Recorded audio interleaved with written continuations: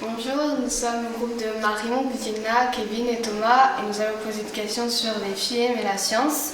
Pour les sciences, Gina a posé la question de le chercheur, qu'est-ce qu'il fait en particulier comme recherche sur le cerveau et est-ce que c'est pour des raisons médicales? A-t-il fait des découvertes et a-t-il déjà travaillé sur des corps décédés et qui ont donné leur corps à la science? Pourquoi notre cerveau ne peut pas voir autour quand on est attentif ou concentré sur une seule chose? Et voilà. Nous avons une question pour Laurent Périnet. Pourquoi vous avez décidé de faire ce métier? C'est une question de Lila. Comment notre cerveau réagit face aux émotions? Comment se fait-on hypnotiser? Question de Ambre. Dans votre laboratoire, avec quelle autre discipline travaillez-vous? Combien de temps a duré vos études? Bonjour, alors je vais vous poser les questions du groupe de Paul, Emma, Laurie et Axel. Alors, on avait une question pour le chercheur, quel est votre film préféré?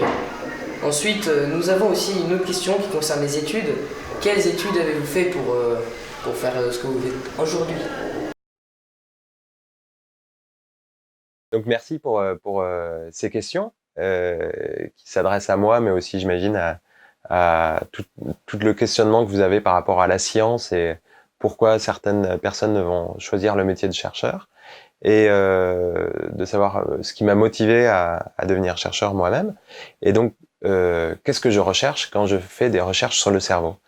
Et en particulier, nous cherchons à comprendre les mécanismes qui sont les mécanismes de la perception visuelle, c'est-à-dire la façon dont on interprète les images qui sont devant nous, ce qui nous paraît être stable et tangible, réel, ce qui est physique, les objets qu'on tient dans notre main, ou alors ce qu'on lit quand on lit un livre, ou alors les images qu'on voit à la télé, comment on les interprète. Et donc cette relation entre ce qui est réel, physique, et qui nous paraît pas une fiction, et ce qui est à l'intérieur de notre tête, qui est l'interprétation de ces mots, de ces images, c'est le but de l'étude de la perception visuelle. Donc c'est quelque chose qu'on a abordé au cours de la séance, et donc c'est toujours un plaisir de participer avec l'association Polymagou à cet échange, qui nous permettent de questionner cette relation entre le physique et le réel, mais aussi entre des champs qui peuvent être différents, comme a priori différents, comme la science et le cinéma, et qui en fait ont beaucoup de points en commun. Et donc c'est toujours très profitable d'arriver à poser de nouvelles questions. Et moi, ça m'assert beaucoup d'avoir les questions des élèves, ou alors des questions qui sont apparues au cours de ces projections, pour mieux définir nos projets de recherche. Un outil qu'on utilise souvent, c'est les illusions visuelles. Je me rappelle qu'on en avait vu quelques-unes lors de la séance au collège, et c'est des choses qui sont assez ludiques, qui permettent de montrer des cas où la perception est un peu différente. Et donc on avait une question de savoir si ces recherches que je fais sur le cerveau ont des applications médicales. Et en fait, oui et non, parce qu'elles sont pas directement appliquées à la médecine, c'est-à-dire on est à côté d'un hôpital, l'hôpital de la Timone, mais on est sur un campus de médecine, donc on fait la recherche fondamentale, ce qui est un petit peu différent, puisque on est libre de rechercher ce qu'on veut pour mieux comprendre tout ce qui est cette perception qui est complexe, de perception visuelle, mais on n'est pas directement en train d'appliquer ces recherches sur des personnes qui sont malades ou à l'hôpital, etc. Voilà. Donc ce qui nous intéresse, c'est surtout de comprendre le comportement du cerveau en général, aussi bien pour les gens qu'on appelle les neurotypiques, c'est-à-dire vous et moi, tous les gens qui ont un comportement habituel, et les gens qui vont avoir par exemple des pathologies, ou alors des accidents, comme les accidents cérébraux, ou alors des pathologies comme psychiatriques, psychologiques, comme la schizophrénie, ou alors aussi ce qu'on peut avoir chez les enfants autistes. Pour continuer aussi sur une autre question, je ne travaille pas sur des corps décédés. les corps sur lesquels je travaille sont toujours bien vivants parce qu'on travaille sur la perception visuelle et que donc on travaille sur un organe qui est le cerveau, qui est un organe qui ne marche que s'il est vivant, puisqu'on s'occupe de la cognition. L'étude des corps décédés peut être intéressante pour faire l'anatomie, pour savoir à quoi ressemble le cerveau, mais quand il est mort, on peut vraiment rien faire. Nous, ce qui nous intéresse, c'est d'étudier le comportement humain. Et par exemple, un outil qu'on utilise, c'est ce genre de machine qui nous servent à filmer soit ce qu'on a en face de soi, donc on met ces petites lunettes sur les yeux, qui nous permettent de voir ce qu'on a en face, et aussi on a une petite caméra ici qui permet de filmer nos yeux. Donc on a une façon quantitative, en regardant les mouvements des yeux, de voir comment on interprète une image qui est devant nous, et de savoir comment après nos yeux se comportent en regardant cette image. Et ça, c'est l'objet des recherches qu'on fait au laboratoire avec nos collègues. Alors, pour répondre à la question de savoir si on interagit avec d'autres disciplines, notre travail sur la perception est très multidisciplinaire, comme on dit, parce qu'on interagit aussi bien avec les mathématiques pour donner un cadre formel à ces recherches, mais aussi on utilise les outils informatiques et aussi l'interaction avec une discipline qui s'appelle la psychophysique. Et on utilise par exemple ce genre de casque virtuel qui nous permettent de projeter des images à l'intérieur de ce casque, de détecter la position de la tête dans l'espace, mais aussi, comme on l'avait vu tout à l'heure, à l'intérieur, d'avoir des petites caméras qui sont dans le casque et qui permettent de voir où sont les mouvements des yeux. En fait, ce sont des petits écrans vidéo qui permettent de voir directement projetés sur les yeux. Et on a une impression, une illusion de le voir en 3D, parce qu'il y a des capteurs qui permettent de savoir où on regarde dans l'espace et de faire une reconstruction 3D. On rajoute des petites caméras dedans qui permettent aussi de savoir où on regarde dans l'espace tridimensionnel et de savoir, comme ça, de pouvoir mesurer en temps réel le comportement des gens. Ça nous permet de faire une relation encore plus exacte et quantitative entre les images qu'on projette dans l'espace et les actions qu'on fait en bougeant nos yeux par rapport à ces images. Ça marche. On fait ces expériences-là avec des sujets qui sont soit des étudiants, soit des personnes qui viennent au laboratoire. On a des élèves qui viennent aussi et qui nous permettent de répéter des expériences et d'avoir une démarche scientifique par rapport à ce projet, c'est-à-dire de poser une question, de fournir des hypothèses et après de les quantifier pour savoir ce qui est vrai et de questionner vraiment de façon non biaisée ce rapport entre le réel et la reconstruction de ce réel que l'on fait par le biais de la perception. Pourquoi ce métier découverte? Alors, pourquoi ce métier?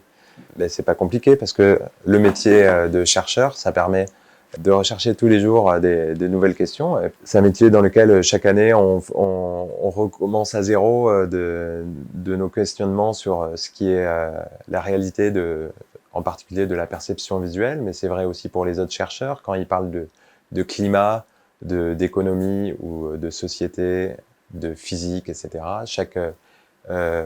Chaque année, on a des nouvelles découvertes qui permettent de renouveler nos questionnements. Donc c'est difficile de dire qu'on a des découvertes, des moments clés, parce que c'est souvent des métiers où on travaille pas tout seul. Le temps où Albert Einstein faisait des découvertes qui étaient les siennes et un peu révolues, c'est des métiers justement où on travaille beaucoup en équipe et que les résultats sont partagés et viennent du discours que les gens font entre eux. On a surtout des progrès sur la compréhension du fonctionnement du cerveau et ce qu'on sait maintenant de façon quasi certaine, rien n'est jamais sûr avec le cerveau, c'est que le cerveau n'est pas une caméra, l'œil n'est pas une caméra, le cerveau n'est pas un simple ordinateur, c'est un corps qui agit dans un environnement et donc qui est actif, donc qui ne marche pas si un œil ne peut pas marcher si il ne sait pas qu'il peut faire un mouvement dans une scène visuelle, etc. Et le cerveau en particulier est une des plus grandes découvertes qui a été faite dans les dernières années, c'est de comprendre le cerveau comme une machine qui sert à interpréter ce qu'il y a dehors. Dehors étant la réalité physique des objets, des objets qui sont externes, et que le cerveau, donc, il essaie de générer une vision de ce monde en reconstruisant le monde, et donc de voir le cerveau comme un atelier de montage qui permet de mettre les différents éléments du monde physique dans une perception qui peut être consciente quand on en parle, quand on essaie de décrire une scène visuelle, mais qui peut être aussi inconsciente quand on lit des caractères sur une page. Avec cette découverte, on comprend mieux aussi les limites du cerveau, qui ne sont pas des accidents, mais on comprend mieux les phénomènes comme l'attention ou des choses qui peuvent paraître ésotériques comme l'hypnose. Avec le film Shanghai, c'était Télépathie à l'université de Shanghai, exactement, où vous avez pu vous-même expérimenter le fait que votre attention pouvait être détournée et que en vous focalisant sur une tâche qui était de voir des gens faire une expérience de télépathie, en fait, on vous manipulait vous-même. Et donc ça, c'est vraiment une expérience que vous avez vécue comme un scientifique et qui montre que le cinéma peut aussi illustrer ces découvertes scientifiques, que le cerveau interprète une scène visuelle et peut aussi créer des choses qui soient différentes, aussi bien dans notre perception consciente que aussi dans nos comportements, quand une personne devient hypnotisée, par exemple, par la suggestion. Alors là, je suis dans ce qu'on appelle en anglais un eye tracker. C'est un mécanisme, un appareil qui permet de mesurer les mouvements des yeux grâce à une caméra qui est posée au-dessus, un miroir semi-réfléchissant et l'écran qui est devant nous.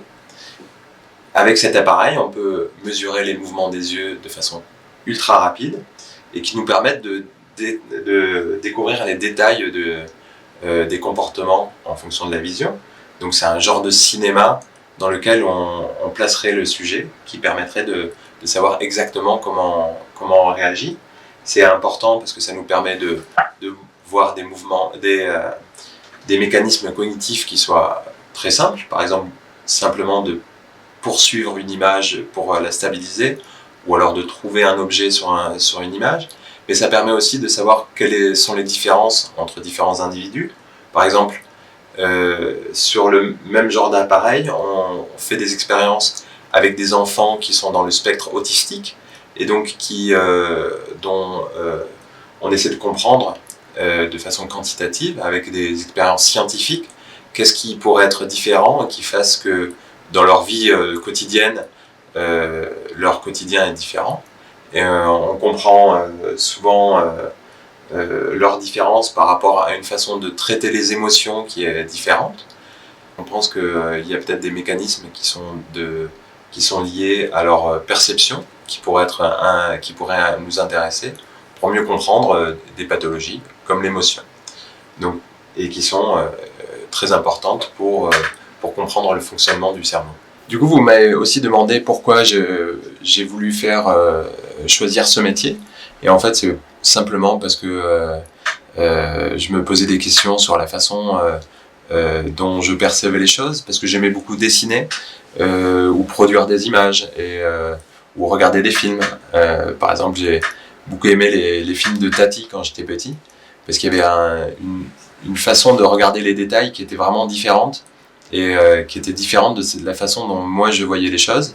Et dans le film, ça doit être dans Playtime, il y a des scènes où le temps semble complètement allongé, ou alors les sons deviennent amplifiés d'une certaine façon qui te mettent à la position de quelqu'un d'autre. et de comprendre comment on peut être différent, comment il y a des choses qui sont unifiées à emporter sur toutes les autres possibilités de choisir d'autres métiers. Donc les études, c'est très long et très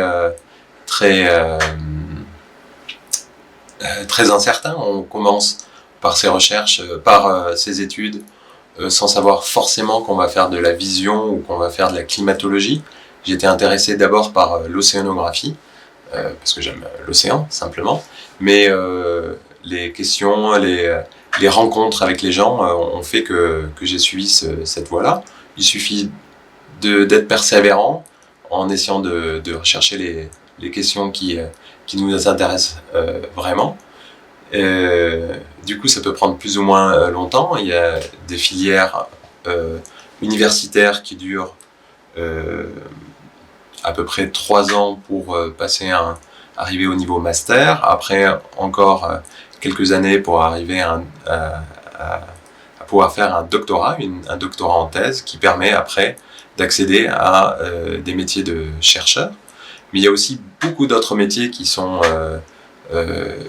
associés au métier de chercheur, comme les ingénieurs d'études, ou alors tout ce qui est leur recherche dans le domaine privé, c'est-à-dire toutes les entreprises qui peuvent exister, qui recrutent des personnes qui sont intéressées par un profil scientifique, c'est-à-dire d'avoir des capacités de poser des questions et de façon critique de pouvoir les étudier sans avoir aucun biais externe.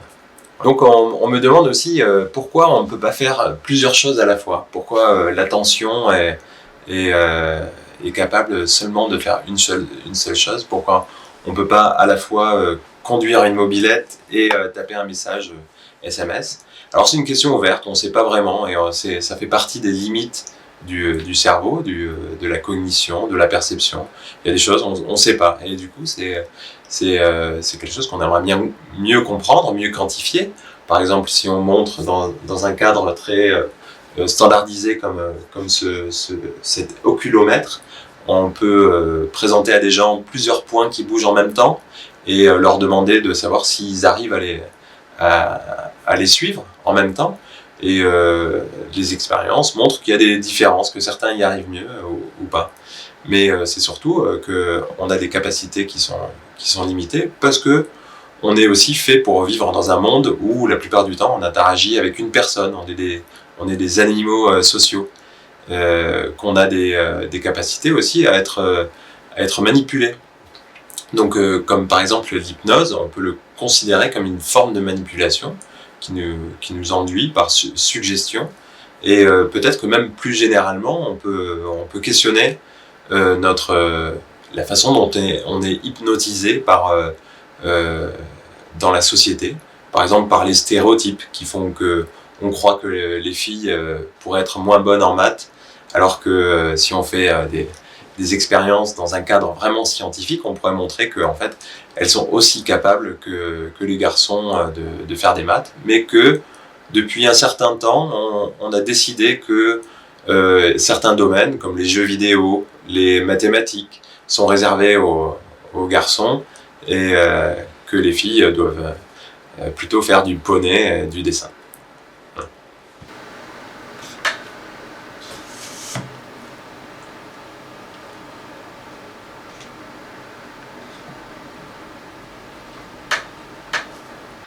Coupé.